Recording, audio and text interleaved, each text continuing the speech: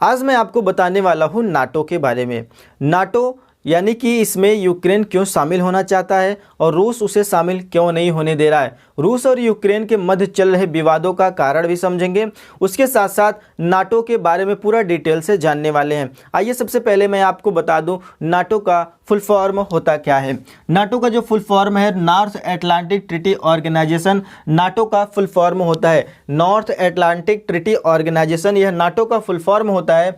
NATO होता क्या है आइए मैं आपको वो भी बता दूं कि नाटो क्या है। नाटो जो है 1949 में गठित हुआ एक सैन्य गठबंधन है। एक सैन्य गठबंधन है। अमेरिका, कनाडा, फ्रांस, ब्रिटेन और 8 अन्य यूरोपीय देशों ने मिलकर यह गठबंधन किया था। यानी कि अमेरिका, कनाडा, फ्रांस, ब्रिटेन और 8 अन्य यूरोपीय देशों ने मिलकर यह गठबंधन किया था। कब किया गया था? 1949 में। 4 अप्रैल 1949 को यह गठबंधन किया गया था।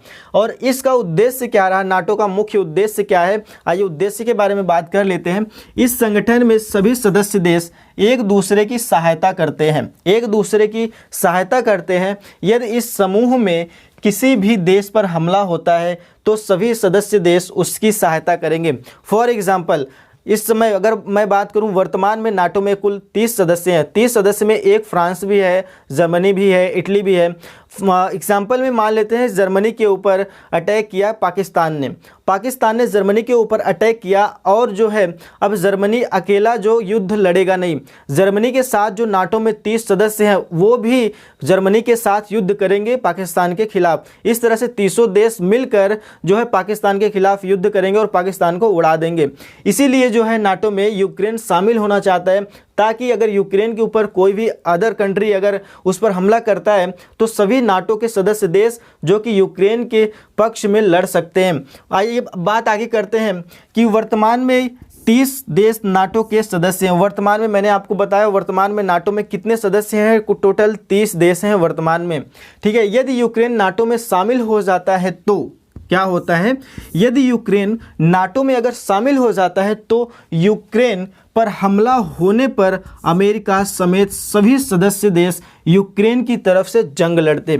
मैंने आपको बता दिया कि अगर नाटो में जितने भी सदस्य देश हैं उन पर कोई भी अदर कंट्री अगर हमला करता है तो सभी नाटो के सदस्य देश मिलकर उस देश के खिलाफ जंग लड़ते हैं।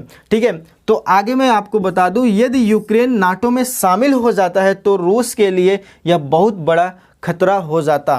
ठीक, इसलिए रूस यूक्रेन से जंग लड़ रहा है। ठीक है, बात करेंगे अब हम नाटो की स्थापना कब की गई। मैंने आपको बता दिया 4 अप्रैल 1949 को नाटो की स्थापना की गई थी और इसका मुख्यालय जो है ब्रुसेल्स में है, बेल्जियम में है। ठीक है, ब्रुसेल्स बेल्जियम में इसका मुख्यालय है और वर्तमान में इसमें टोटल 30 सदस्य हैं। नाटो में वर्तमान में टोटल कितने सदस्य हैं? 30 सदस्य। अगर ऑब्जेक्टिव क्वेश्चन बनाया गया नाटो में वर्तमान में कितने सदस्य हैं, और निश्चित है कि करंट अफेयर्स का ये क्वेश्चन बनेगा इसलिए क्योंकि ये चर्चा में है। ठीक है, इसमें टोटल 30 सदस्य हैं और 30वां सदस्य देश कौन बना और कब बना? 2019 6 फरवरी 2019 में मैसिडोनिया 30वां सदस्य बना नाटो का।